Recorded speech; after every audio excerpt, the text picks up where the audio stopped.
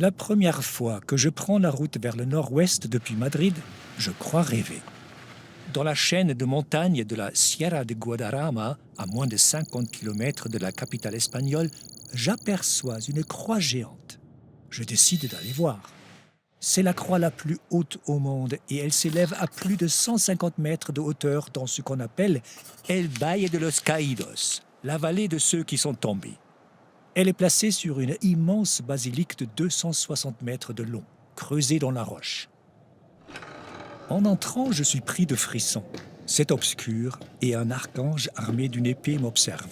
J'avance dans l'immense nef et je réalise que je me trouve dans un monument de la dictature franquiste.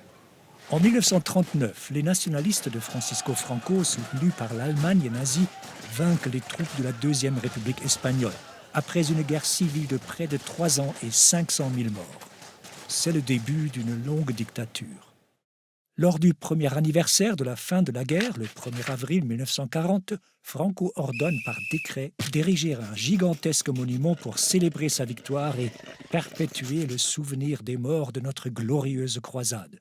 C'est comme ça que Franco évoque la guerre civile. La construction du mémorial dure près de 20 ans. Parmi la main-d'œuvre, de nombreux prisonniers républicains travaillent dans des conditions particulièrement dures. Au début, Franco ne veut honorer que les morts de son camp. Mais pour remplir les cryptes de l'immense mémorial, il faut un très grand nombre d'ossements.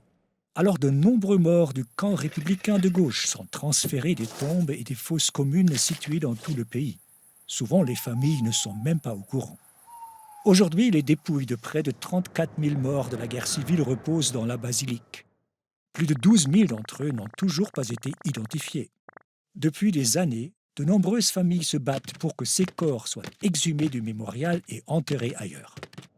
Franco lui-même est enterré après sa mort le 20 novembre 1975, bien en vue derrière l'autel de la basilique.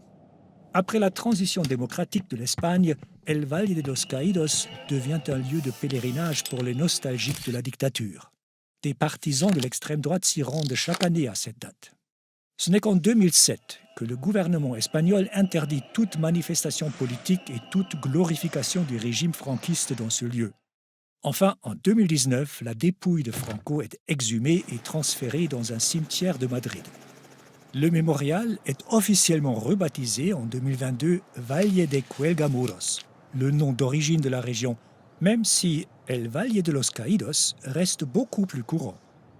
Peu importe son nom, moi, je ne suis pas certain de vouloir y retourner.